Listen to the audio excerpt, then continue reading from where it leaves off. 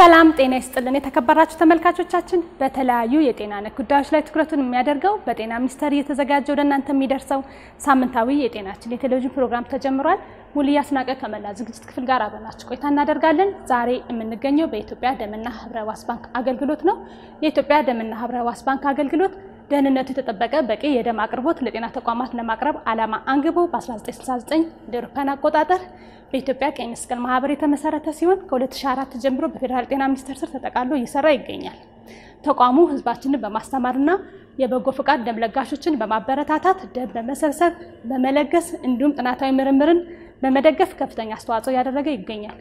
የኢትዮጵያ ደምና ህብረ ሕዋስ ባንክ አገልግሎት ዋና መስሪያ ቤት በፌደራል ጤና ሚኒስቴር ግቢ ውስጥ ሲሆን በክልሎች ያሉ የደም ባንክ ቅርንጫፎቻችንን ይደግፋሉ፣ ያስተባብራሉ። ስለ ደምና ህብረ ሕዋስ ባንክ ያልካልን ወደ መጀመሪያ መሰናዷችን ስናልፍ በሳምንቱ ከተከናወኑ ዋና ዋና ዜናዎችን ወደ ምንዳስበት ዝግጅት ነው የምናልፈው። ዘውዱ ጉሎ ማዘጋጅቶታል። አብረን እንከታተል። ለስርዓተ ጾታ እኩልነት ፕሮግራም የሚውል ግምታቸው 155 ሚሊዮን ብር የሚፈጁ ተሽከርካሪዎችንና 95 ሚሊዮን ብር ግምት ያላቸው የሕክምና መሳሪያዎች ድጋፍ ተደረገ።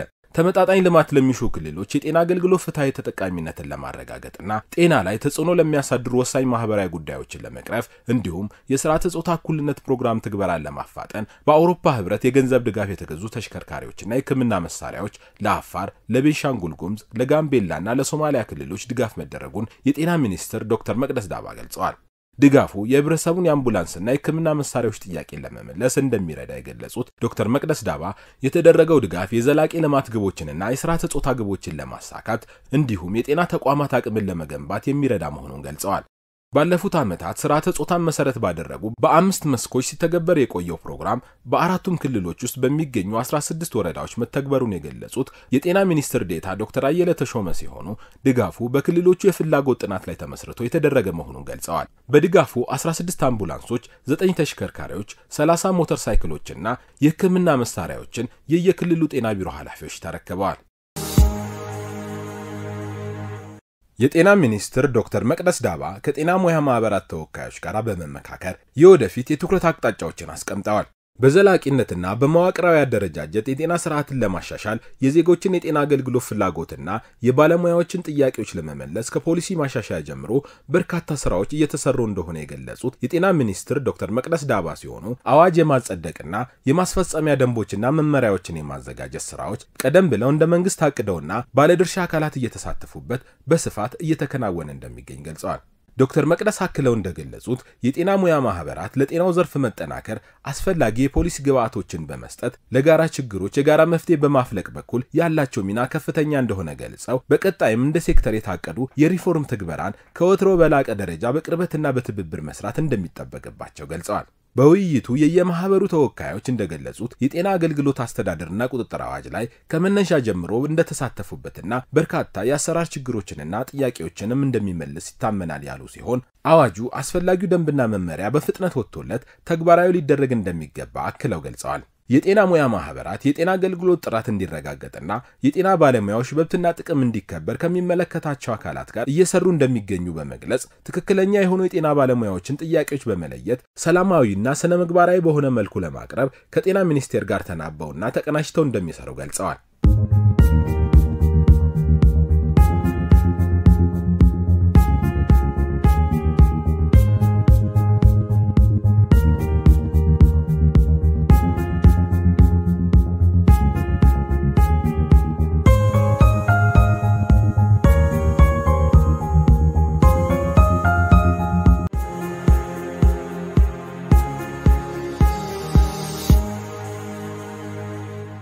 ተመልካቾቻችን ከስሞነኛ ዝግጅት ተመልሰናል። በመግቢያችን እንደነገርኳችሁ የኢትዮጵያ ደምና ህብረ ሕዋስ ባንክ አገልግሎት ህዝባችንን በማስተማር የበጎ ፍቃድ ደም ለጋሾችን በማበረታታት እንዲሁም ጥናታዊ ምርምርን በመደገፍ ከፍተኛ አስተዋጽኦ እያደረገ ይገኛል። ወደ ቀጣዩ ስናልፍ የፓናል ውይይት ነው የምናገኘው። የጤና አገልግሎት አስተዳደርና ቁጥጥር አዋጅ ዙሪያ ከሚመለከታቸው የሥራ ኃላፊዎች ጋር የተደረገውን የሁለተኛውን ክፍል ወደ እናንተ ማድረሳችን ይታወሳል። ከሳምንቱ የቀጠለውና የመጨረሻውን ክፍል ዛሬ ይቀርባል። ባልደረባችን ዮርዳኖስ አለባቸው አዘጋጅቶታል። አብረን እንከታተል። ወደ ዶክተር ኤልባቡር ስንመጣ ጤና አገልግሎት አስተዳደርና ቁጥጥር አዋጅ ካስቀመጣቸው አዳዲስ ድንጋጌዎች ውስጥ አንደኛው እና ዋነኛው ልንለው እንችላለን ሁለት የትዳር ጥንዶች በተፈጥሯዊ መንገድ ወላጅ መሆን ካልቻሉ በቴክኖሎጂ በመታገዝ ልጅ የሚያገኙበትን መንገድ ፈቅዷል። በክሊር ሊያስቀምጡታልና ይሄ ምን ማለት ነው? መቼ ነው ተፈጻሚ የሚሆነው የሚለውን እና ሌሎች ማብራሪያዎችም ካሉ አክለው ቢገልጹልን። የማህንነትን ካየነው ማህንነት ማለት ምን ማለት ነው?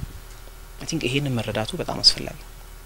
ሁለት ባለ ትዳር የሆኑት ጥንዶች በተለይ ሴቷ እድሜዋ ከ35 አመት ከሆነ አንድ አመት ሙሉ ልቅ የሆነ ግብረ ስጋ ግንኙነት በሳምንት ከ4 እስከ 5 ጊዜ እያረጉ አንድ አመት ቆይቶ ጽንስ ካልተፈጠረ ይሄ ማህንነት እንላለን።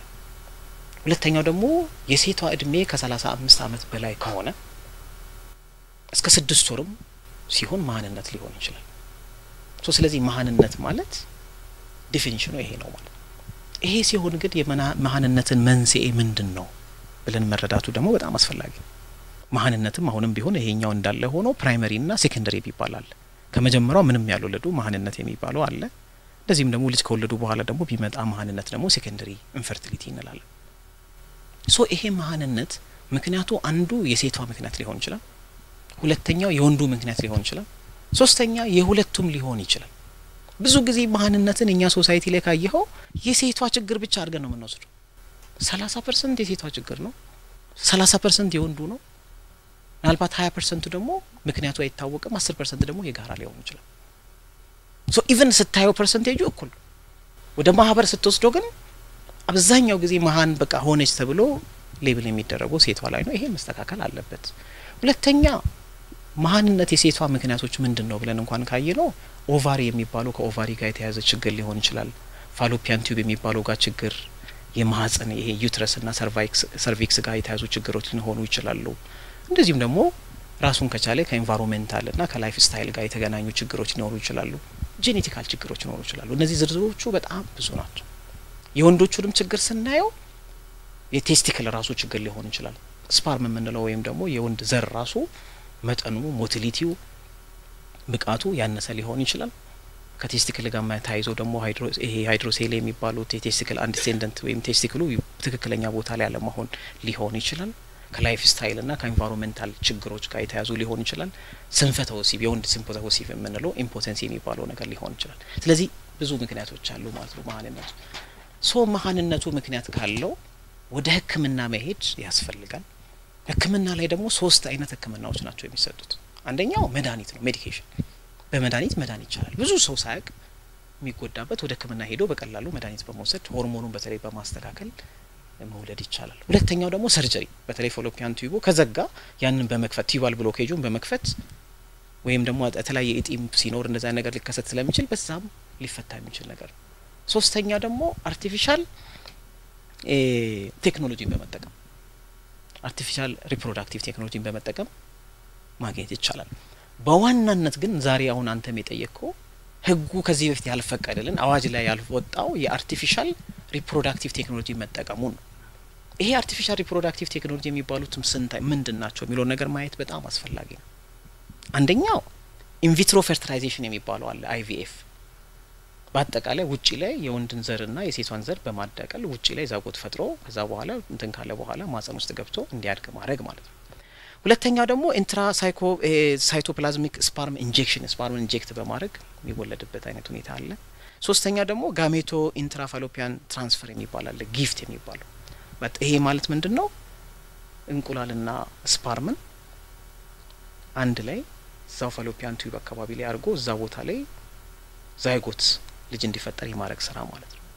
አራተኛው ዛይጎት ኢንትራፋሎፒያን ትራንስፈር የሚባለው ወይም ዚፍት የሚባለው አለ። ይሄ ማለት መጀመሪያ ላይ ውጪ ላይ ማቀላቀልና ከዛ በኋላ ፈርቲላይዝድ የሆነ ኤግን ደግሞ ወደ ፋሎፒያን ቲዩብ ኢንጀክት ማድረግ ነው። አዋጁ ላይ ክሊርሊ የተቀመጠው የትኛውን አይነት እነዚህ ሁሉ አሁን እነዚህን ሁሉም ስናየው አዋጁ ላይ ክሊርሊ የተቀመጠው የወንድን ዘር የሴቷንም ዘር በመድኃኒት ማስተካከል የማይቻል ከሆነ በሰርጀሪ ማስተካከል የማይቻል ከሆነ ከአራቱ አሁን ከገለጽኩት ከአራቱ ከአንዱ ከየትኛው በመጠቀም ልጅ እንዲመጣ የማድረግ ስራ ማለት ነው። አዋጁ ላይ ግን ያልተቀመጠው ምንድነው? ከሌላ ግን ዶነር መውሰድ አይቻልም። ሴቷ የራሷን እንቁላል ከሌላ መውሰድ የለባትም።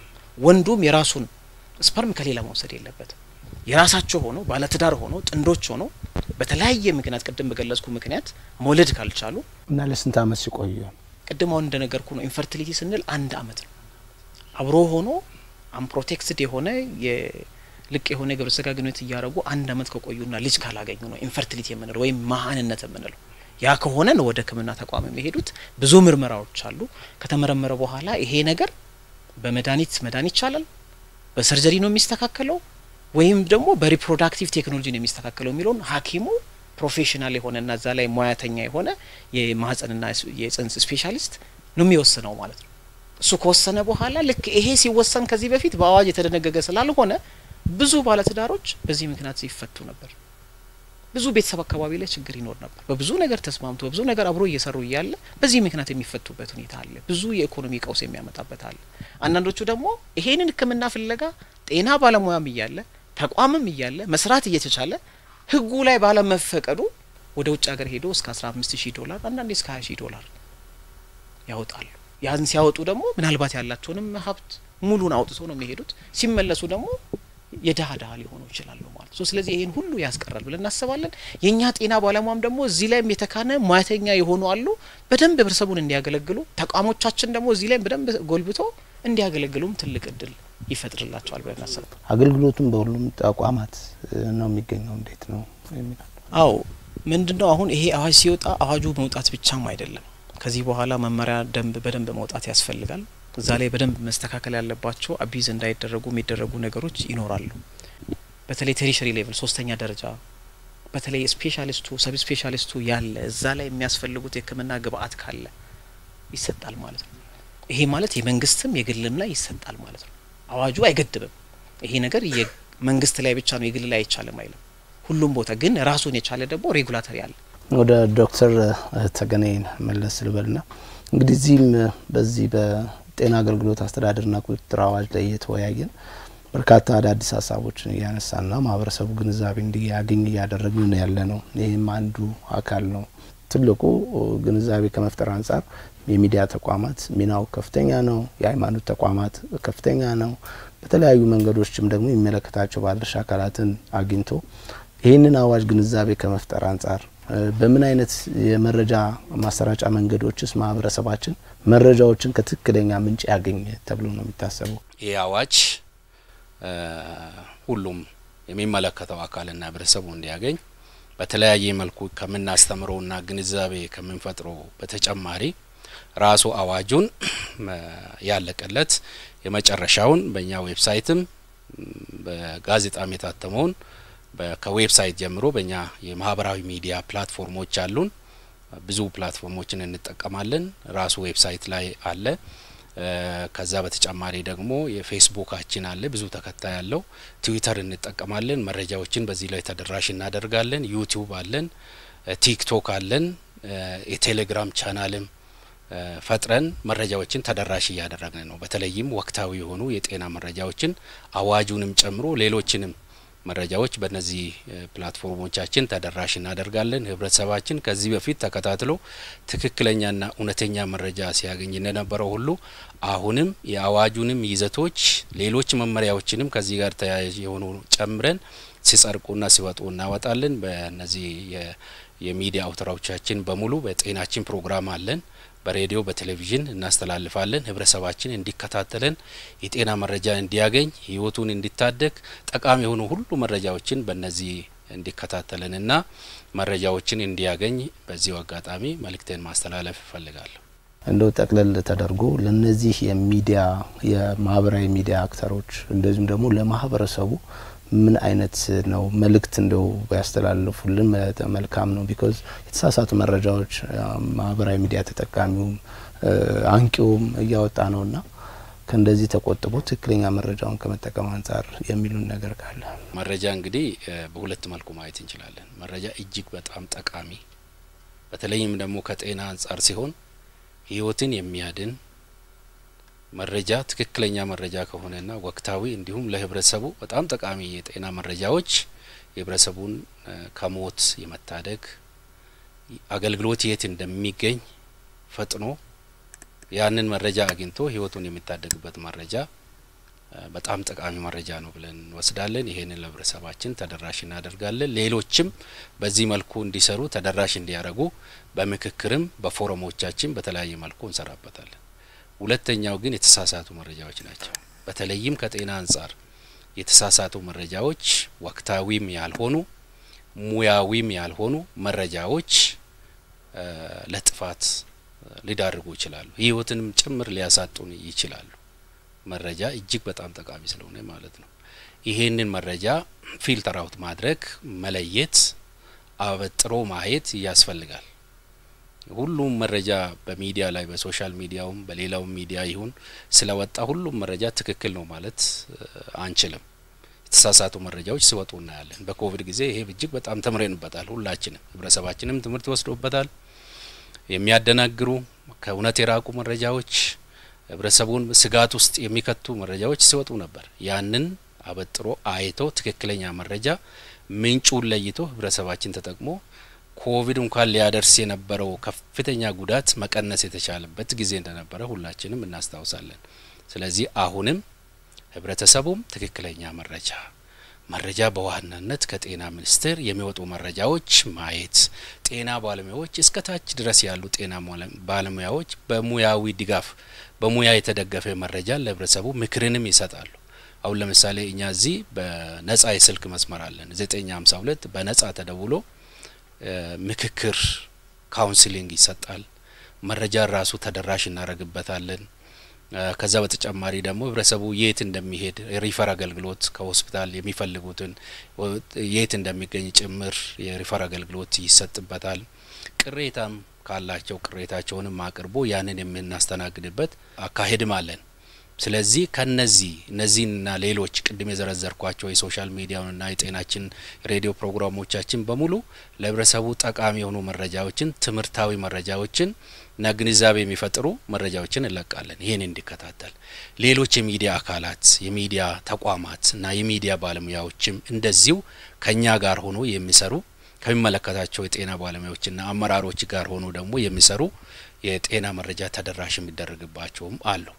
ያንንም በመለየት ጠቃሚ የሆኑትን ወስደን እንድንጠቀምበት ጠቃሚ ያልሆኑ ደግሞ በተለይም ጊዜው የማህበራዊ ሚዲያ እንደመሆኑ መጠን እያንዳንዱ ግለሰብ በእጁ ስላለ ተነስቶ አንዱ ሚዲያ ላይ የሚለቀውን እውነት ነው ብለን ማመን የለብንም። ያንን ለይተን ህብረተሰባችንም ለይቶ እውነተኛውን መጠቀም አለበት። ተቋማትን በተመሳሳይ የሌለውን አገልግሎት አለ ብለው ማስታወቂያ የሚያስነግሩ የተጋነነ ማስታወቂያ የሚያስነግሩ ደግሞ አሉ ያጋጠሙ አሉ።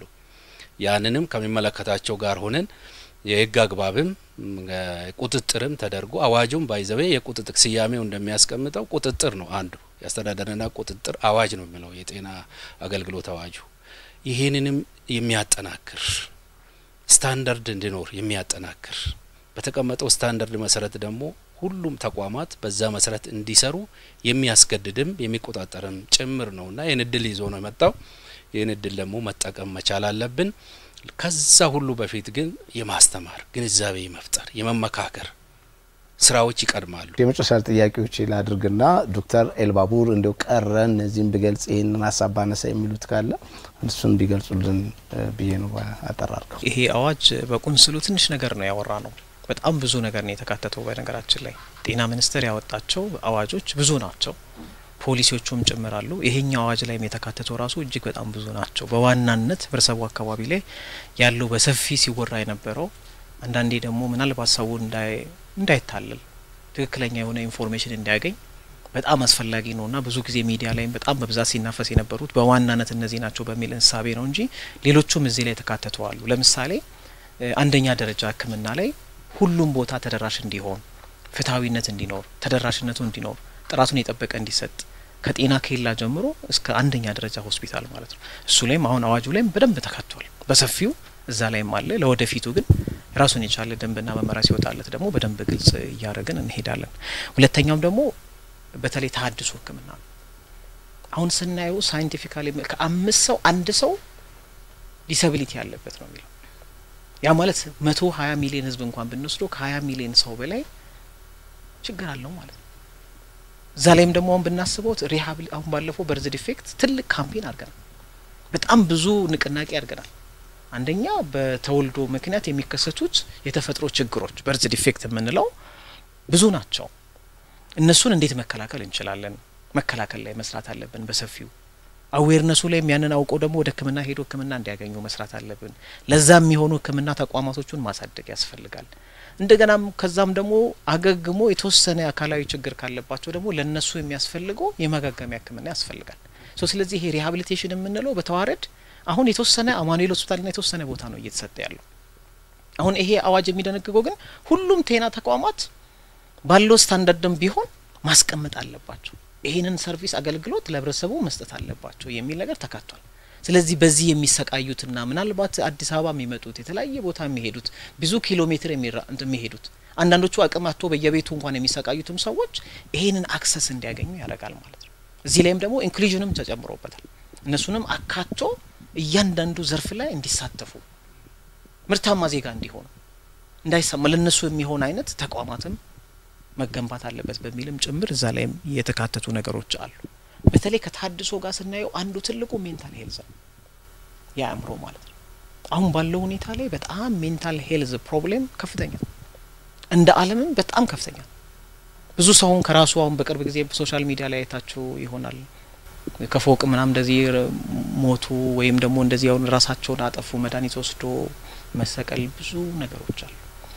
ሜንታል ዲፕሬሽን ዲስኦርደር ውስጥ የሚገቡ አሉ። ለነሱ የሚሆኑ ፋሲሊቲዎች እንዲመቻቹ ለነሱም ትክክለኛ ህክምና እንዲሰጥ ተደራሽነቱም እንዲሰፋ የማረግ ስራም እንደዚሁ አዋጁ ላይ ተካቷል ማለት ነው። ስለዚህ ይሄ አዋጅ በደንብ ከሰራንበት ህብረተሰቡን በደንብ አይቶ እዛ ላይ በደንብ መተጋገዙና መስራቱም ካለ ብዙ ቦታ ተደራሽ እንዲሆንና ብዙ በዚህ ችግር የሚሰቃዩ ከሱስ ጋርም ታይዞ ሊሆን ይችላል፣ ከጫት ጋር፣ ከአልኮል ጋር፣ ከሲጋራ ጋር እነሱንም እነዚህ አይነት ወጣቶቹንም ለመታደግም ጭምር እድል የሚፈጥርና ትልቅ አዋጅ ነው ብዬ ወስዳለሁ። አቶ ትቤሶ እንደው ቀረ የሚሉት ካለም ቢገልጹልን። ቀረ ምለው ነገር አለኝ። እሱም ምንድነው ጤና በጣም ውድ አገልግሎት ነው፣ በጣም ኤክስፔንሲቭ አገልግሎት ነው። እንግዲህ ጤና አዋጁ ይሄንን ነገር ቀጣይነት ከማረጋገጥ አንጻር የጤና ፋይናንስ ስርዓትንም ያስቀመጠበት አግባብ አለና ምናልባት እነዚህ የምናወራቸው አገልግሎቶች በሙሉ ሰስቴይነብል በሆነ መንገድ ዘላቂነት ባለው መንገድ ማረጋገጥ ካልቻል ምኞት ብቻ ነው የሚሆኑት። በየጤና ተቋሞቻችን የሚሰጡት የነጻ አገልግሎቶች ዋጋ ወጪ የሚያስወጡ ናቸው፣ ከፍተኛ ወጪ የሚያስወጡ ናቸው። በእርግጥ እንደ መንግስት ከፍተኛ በጀት ይመደባል ከትሬጀሪ፣ ያ ግን በራሱ በቂ አይደለም። ምክንያቱም አንደኛ ጤና አገልግሎት የማያገኝ የማህበረሰብ ክፍል የለም። ከልጆች እስከ ወጣቶች እስከ ጎልማሶች እስከ ሽማግሌ ሁሉም ማህበረሰብ ክፍል የሚገለገለው የሰርቪስ ታይፕ ነው አይነት ነው። ስለዚህ በዛው ደግሞ ኤሪያዎች ላይ ደግሞ በተለይ በጣም ወጪዎቹ ከፍተኛ በመሆናቸው የትኛውም የጤና አገልግሎቶች ወጪ አለባቸው።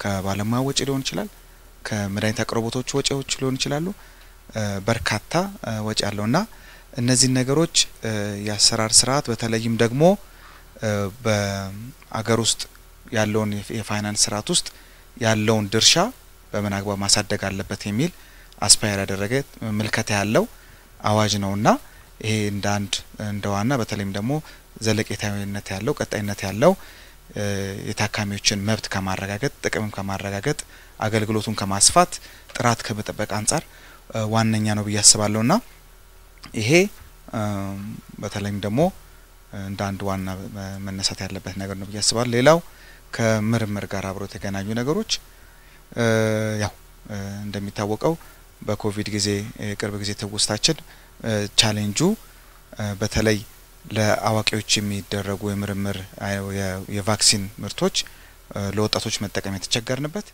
ሁለተኛ ነገር ደግሞ በርግጥ ዴይ ቱ ዴይ ምርምሮች የሚካሄዱ ቢሆንም በፖሊሲ ሌቭል በምን አግባብ መመራት አለባቸው። ሁለተኛ ነገር ደግሞ እነዚህ መረጃዎች ደግሞ ያው ለብቻችን ተነጥለን ማንኖር ስለሆነን በተለይ ደግሞ የግለሰብ ዳታ ፕሮቴክሽን አዋጅ ከመውጣቱ ጋር ተያይዞ ከሱ ጋር በማናበብ ሰዎች በአገር ውስጥም ወሬላም ቦታ በሚሄዱበት ጊዜ መረጃዎቻቸው እንዴት መያዝ አለባቸው፣ ምርምሮች በምን አግባብ ቀጣይነት ባለው መንገድ ሊሰራባቸው ይገባል የሚለውን ነገር በተለይ ጤና የግለሰቦችን ሚስጥር የሚጠብቅ ስለሆነ ከዛ አንጻርም ያለው ነገር ሰፊ ትኩረት የተሰጠበት ነው ማለት እችላለሁ። በመጨረሻ ግን ያው ይሄ መጀመሪያችንም ወደ ማህበረሰቡ የቀረብንበት በመሆኑ የቅጣቶቹን ኤሪያ ብዙ አናወራም እንጂ እሱም ላይሰንስ እስከ መሰረዝ እስከ ማገድ እስከ እስር እስከ ገንዘብ ቅጣት ያለው የጤና አዋጅ ነውና ያው ምናልባት ወደፊት በቀጣይ ከማስተማሩ በኋላ እነ ዶክተር ተገኔ እንዳነሱት ከዛ በኋላ ደግሞ ወደ እርምጃዎቹ በጣም ሲቪር የሆኑም ሊሆኑ ይችላሉ። የነዚህ ነገሮች ስንፈቅድ ወይም ደግሞ እንደ መንግስት እነዚህ አገልግሎቶች ሲፈቀዱ በጣም with strict የሆነ ሬጉሌሽን ነው የሚሆነው። አንዳንዱ ነገሮች በደንብ ይወጣሉ ያልተባሉ ነገሮች አሉ። ለምንድነው በባህሪያቸው ተለዋዋጭ ከመሆናቸው የተነሳ በመመሪያ ገቨርን ካልተደረጉ ፕሮቶኮሉ በዛ መታሰር ካልተቻለ ስለዚህ ግን ተጠያቂነት ስርዓቱ ግን ከፍ ባለ በደንብና በአዋጅ ደረጃ የሆኑ ናቸው የሚለውን ለማንሳት ነው። ዶክተር አስቻለው ምናልባት እንደ ሀገር ካስቀመጥነው ወይም ደግሞ በተሻሻለው የጤና ፖሊሲ አኳያ እንደ አንድ የፖሊሲ አቅጣጫ የተያዘው የባህል ሕክምና አገልግሎት ማሻሻል ነው። ከባህል ሕክምና መሻሻል አኳያ የተቀመጠው ድንጋጌ ምንድነው የሚመስለው የሚለውንና ሌሎች ቀሩ የሚሏቸውን ሀሳቦች ቢያነሱልን። ኢትዮጵያ ውስጥ እንግዲህ የባህል ሕክምና ሂስቶሪካሊ ከሰው ከህይወታችን ጋር የተገናኘ ነገር ነው። ብዙ ሰው የባህል ሕክምና ይጠቀማል። የተማሪ የምንለው ሰው ደረጃ ራሱ እስከ 70% የሚሆነው ወይ ዘመኑ አንድ ጊዜ ይጠቀማል ተብሎ ይታመናል። የባህል ሕክምና አንድ በቀጥታ በመጠቀም ለመዳን የሚደረግ አገልግሎት ይገኝበታል። ሁለተኛ ደግሞ ዘመናዊ መድኃኒቶችንም ለማግኘት ንጥረ ነገሮቹ ከባህል ሕክምናዎች ውስጥ ከተፈጥሯዊ ነገር ተገኝተው ወደ ኢንዱስትሪ ውስጥ ገብተው የሚወጡበት መንገድ ስላለ በዛ በኩል ለምርምርና ለሀብት ምንጭንም ለጤና ማግኘት ለሕክምና የሚውላሉ። እኛ ሀገር ውስጥ እንግዲህ የባህል ሕክምናው እንዳለበት እድገትና ዘመን ጋር ስናሳያው ከሳይንስ ጋር እንዲጣመርና በህግ ማቀፍ ኖሮት በደንብ እንዲሰራ ለማድረግ ሙከራዎች ነበሩ። አሁን ግን ይሄንኛው ክሊር የሆነ በቃ ግልጽ ሆነ ነገር ተቀምጧል። ስለዚህ የመጀመሪያው ሲቀመጥ ያን ለማስፈጸም የሚወጣው ነገር ነው በጣም ያበረታታው። ስለዚህ ማንኛውም የሀገሪቱ የጤና ተቋም ደረጃው በሚጠብቀው ልክ የባህል ሕክምና አገልግሎት የሚሰጥበት ተቋም ውስጥ እንዲያደራጅ ይጠይቃል። ስለዚህ ሁሉም ልክ አሁን ምንድነው የሚባለው ፕራይመሪ ሄልዝ ኬር አለ፣ ጀነራል ሆስፒታል አለ፣ ስፔሻላይዝድ ሆስፒታል ውስጥ የማዋለድ አገልግሎት እንደ ደረጃው እንደ እውቀቱ እንደሚሰጠው ሁሉ የባህል ሕክምና በፕራይመሪ ምን በጀነራል በላይ የሚሆን በሚፈቅደው መጠን ሊሰጥ ይችላል። ይሄ አንድ ነው። ሁለተኛ ሁሌ ስጋቱ ምንድነው የባህል ሕክምናው ከዘመናዊ ሕክምና ጋር ካልተጣጣመ አንዳንድ በባህል ሕክምናው ተጀምሮ የዘመናዊ ሕክምና ተጓዳኝ ለማድረግ የሚያስችሉ ሰዎች የተለያዩ ቦታ ስለሆኑ ብዙም በመግባባት ስለማንሰራ ጥሩ ያልሆነ ግንኙነት ነበር የነበረው። አሁን ግን የሚኖረው ነገር ምንድነው የሚሆነው በአንድ ተቋም ውስጥ ሁለቱም የሚሰሩበት እድል ይኖራል ማለት ነው። ስለዚህ መደጋገፍ መረዳዳትም መተማመንም ይፈጥራል ማለት ነው። ሁለተኛ እንዳልኩት ለከሌሎች ሀገሮች ልምዳው ለምሳሌ ከቻይና እንደምናየው በባህል ሕክምናው ያደግን ስንሄድ ዘመናዊ ሕክምናውም ጎን ለጎን እያደገ የሚሄድበት የራሳችን ተፈጥሯዊ መድኃኒቶችን የምናመርትበት በገበያ የምናቀርብበት ህብረተሰቡም የሚፈወስበት እድል ይሰጣልና ተፈጥሮ ሀብቶቻችንን እንድንጠቀም እንድናባዛቸው እንድንመራመርባቸው እንድንጠቀምባቸው መልሶ ያደርጋል። አሁን በእኛ አይ ቲንክ አህሪ ነው አርማታል ሪሰርች ኢንስቲትዩት ስር ነው አሁን ያለው በፊት ፔቻ የነበረው እዛውን አንዳንድ የተሰሩ ሙከራዎች አሉ፣ ባለሙያዎች አሉ። ይሄ አዋጅ ከኋላ ሲመጣ የባህል ሕክምና ከፍ ባለ ደረጃ ያሳድገዋል። በህብረተሰቡም ዘንድ ደግሞ ተቀባይነቱ ከፍ ያለ ስለሆነ ያን ያደርጋል ብዬ አስባለሁና አንዱ ትልቁ ፓራዳይም በቃ በዚህ ውስጥ ከመጣው የባህል ሕክምናውን ከዘመናዊ ሕክምና ጋር አንድ ላይ አድርጎ እንዲሰራ ማድረጉና እንግዲህ ቀጥሎ ምን ይመጣል ማለት ነው ወደ ዶክተር ሊባቡር ጋርና ከቁጥጥር ክፍሉ ጋር ይመጣው ደረጃ ግን ሊወጣለት ይገባል። አሁን ምንድነው የባህል ሕክምና ማለት በምን አይነት ባለሙያ ነው የሚሰራው፣ በምን አይነት ግቢ ያስፈልገዋል፣ ምን አይነት ቁሳቁስ ግብአት ያስፈልገዋል፣ ደረጃውስ እስከ ምንድነው ወሰኑ? ይሄ አሁን ቁጥጥር ስለሚያስፈልገው ስታንዳርድ መውጣት። ስለዚህ የባህል ሕክምና አገልግሎት ስታንዳርድም የሰርቪስ ስታንዳርድም ያስፈልጋል። ይሄ በቀጣይነት ይወጣ መፈጸም ያለበት ስለሚሆን እጅግ በጣም ጥሩ የሚሆንና በደንብ እንጠቀምበት ነው ብለን እናስባለን። እንደ ጥቅል ግን ስናየው ያዋጁ ወጥቷል፣ ጥሩ ነው። ለረጅም ጊዜ ቆየ ነው። ብዙ ነገሮች አለ የተሰበሰቡበት ነው። አፈጻጸሙ ላይ እንግዲህ እናይዋለን። ፊድባኮች ግብረ መልሶችም እየተሰበሰበ ወደፊት ያው መቼም ምንም ነገር ፍጹም አይሆንም፣ ሊሻሻል የሚችል ከሆነ ይሻሻላል። ዋናው ነገር ግን በህብረተሰቡና በአገልጋዩ በጤና ባለሙያውና በተቋማትና በመንግስት መሀል መተማመን መፍጠር ያስፈልጋል። በቃ ዋናው ነገር ይሄ ነው። ምንም ነገር እንኳን ቢኖር ተደራጅቶ ማስተካከል ነው እንጂ አለመተማመን መፍጠር የለበትም። ምክንያቱም ትረስት በሕክምና ሙያ ቢውልድ ለማድረግ ዘመናት ይፈልጋል። it's difficult to earn ነው። ግን it is very easy to lose ነው አንድ ሚዲያ ላይ ወጥቶ ሳስታ ነገር ክትባት ላይ አሁን የኮቪድ ጊዜ ወጣ ነገር እስካሁን ስንት ነገር ፈጥሯል ለመመለስ እና በጣም ጥንቃቄ በተሞላበት መልኩ ኮሙኒኬት ማድረግ ይፈልጋል አንተኖቹ ደግሞ ነገር ስናያቸው ከእውነታው ጋር ያያየን እንረዳቸው ያስፈልጋል ለምሳሌ እኔ ጤና ባለሙያዎች የስነ ምግባር ኮሚቴ ውስጥ አባል ሆኜ እሰራለሁ እና አንዱ ክስ ከቀረበው የሞተን ሰው ገንዘብ ለማግኘት ብሎ በህይወት የሌለን ሰው አይሲ ውስጥ አቆይተው ተጨማሪ ብር ጠየቁን ብሎ ነበር ስለዚህ ብሬን ዴዝ የነበረው ሰው በህይወት የለም ያቃሉ ማለት ነው እንደማይተርፍ ይታወቃል ቆይቶ ህይወቱ ሲያልፍ እንደውም ተጠያቂነትም ያመጣ ነው ማለት ነው ጭራገ ስለዚህ ያደረግናቸው ነገሮች ህብረተሰቡን ሊጠቅሙ እንደምሆነም መታወቃል ስለዚህ ለማይጠቅም ነገር በህይወት ለማይቆይ ነገር በህይወት ለሌለ ሰው ህክምና መስጠት የሚለውንም በደንብ ታሳቢ አድርጎ ማየት ያስፈልጋል ይሄንኛው ነው ሌላው በእኛ ሀገር በበፊቱ ህክ አሁን እዛ ላይ ብሬን ዴዟን ለብቻው ተንተዋየናት አዲስ የሞት ትርጉም ስለሆነ ነው እንጂ በመተንፈሻ አካልን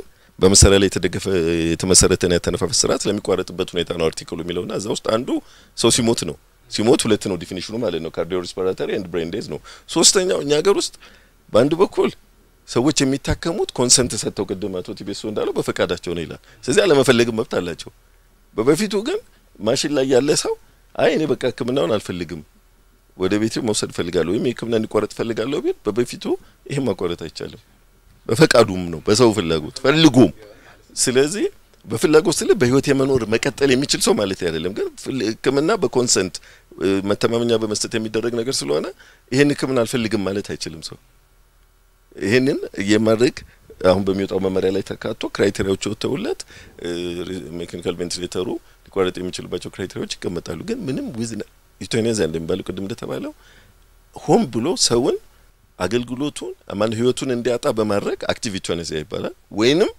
ህይወቱ እንዲያጠር የሚሰጠውን አገልግሎት በማቋረጥ ፓሲቭ ኢቶኔዛን ለመፈጸም አሁንም አዲስ ወግ ላይ ክልክል ነው ምንም መሻመል ሌላኛው ሆስፒስ በህይወት ለመቀጠል የማይችሉ በጽና የታመሙ ሰዎች ቀጣይ በህይወታቸው ስሙዝ የሆነ ከመኖር ወደ አለመኖር ያለው በክብር ስለሆነ የሽግግር አገልግሎት የሚሰጥበት ተቋም ነው እነዛ ሰዎች ጋር ሜካኒካል ቬንቲሌተር የለም ህብረተሰቡ ሊረዳ የሚገባው ሜካኒካል ቬንቲሌተሩ ሆስፒታል ውስጥና ጽኑ ህክምና ክፍል ነው ያለው እዛ የሚሄዱት ማሽን ላይ ያልሆኑ ግን በጽና የታመሙና ለመዳን የማይችሉ መሆኑ የተረጋገጠ ነው ስለዚህ እዛ ጋር ያሉትንም ሆስፒስ ውስጥ እንዲህ ነው የሚለው በፊት የተሳሳቱ መረጃዎች የሚወጡትንም በዚህ መልኩ መረዳት ያስፈልጋል ማለት ነውና ስለዚህ በአጠቃላይ እነዚህ ነገሮች ባንድ ላይ አድርገን ተራ በተራ ለህብረተሰቡ ለባለሙያው ግንዛቤ ጨምረ ያው ቅድም እንደተባለው ይሄን ለማስፈጸም ትልቅ ኢንቨስትመንት ስለሚፈልግ በሰውም በግብአትም እሱን አካተን ስናደርግ ወደፊት ለማህበረሰቡ የምንሰጠው አገልግሎት የተሻለ ይሆናል ብያምናለሁ አመሰግናለሁ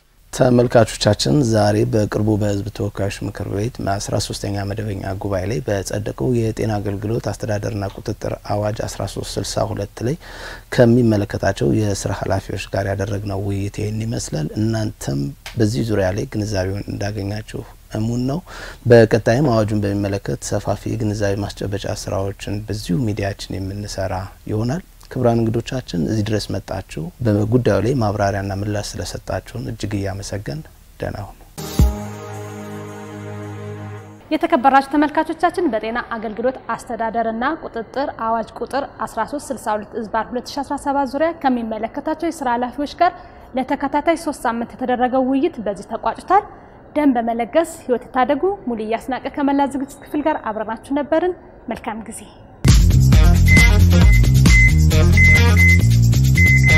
Thank you.